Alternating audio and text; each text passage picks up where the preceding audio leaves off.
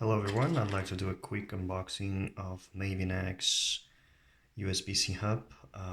It's the Pro version, and you can tell by the quality of the material. I've done previously several video reviews of similar hubs. This one, you can tell, is made of high quality material, and it's very extensive manual which explains like the modes that you can use it with.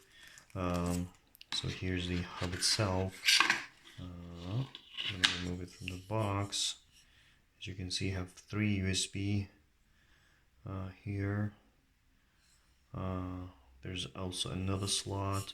So apart from 3 USB slots, there's another one, the smaller, I think it's USB-C slot.